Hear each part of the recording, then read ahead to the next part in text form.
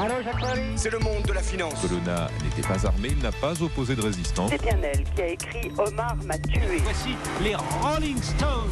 Place à votre plongée quotidienne dans l'histoire à travers les archives d'Europe 1. C'est le jour où avec Victor Pourchet. Bonjour Victor. Bonjour Dimitri, bonjour à tous. Alors est-ce qu'on va repousser l'âge de départ en retraite à 65 ans? On oublie un peu qu'avant 83, c'est à cet âge, 65 ans, que les Français terminaient leur carrière. Tout change en 1983 avec la retraite à 60 ans. Et Victor, vous revenez en archives ce matin sur cette grande bataille sociale qui va durer plus de 10 ans. Oui, vieille revendication des travailleurs qui prend de l'ampleur en 1971 avec la colère des dockers.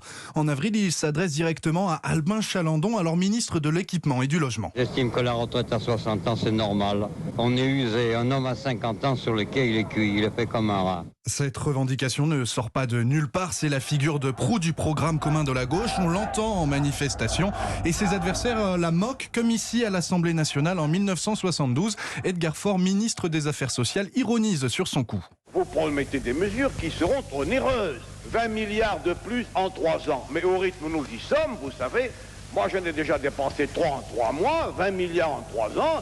Il n'y a pas que vous qui êtes capable de le faire. Voilà, l'ironie du ministre qui a dû rire jaune quelques années plus tard, Victor. Oui, parce que vous l'avez dit, le socialiste François Mitterrand devient président en 1981. La retraite à 60 ans est à portée de main ou d'ordonnance, celle du 26 mars 1982. Elle acte la mesure et ça inquiète les syndicats. Dans un premier temps, ils craignent que les cotisations augmentent et que les pensions baissent. Mais un an de négociations plus tard, les partenaires sociaux tombent d'accord. La retraite à 60 ans entre en vigueur. Henri Krasuki, le patron de la CGT, exulte. Quand on parlera de la première semaine de février 1983, dans 1 an, dans 10 ans, dans 20 ans ou plus tard, on dira c'est la semaine de la retraite à 60 ans. Alors Éric Woerth avait-il cette semaine en tête lorsqu'il finit par faire sauter cette digue des 60 ans en 2010 ?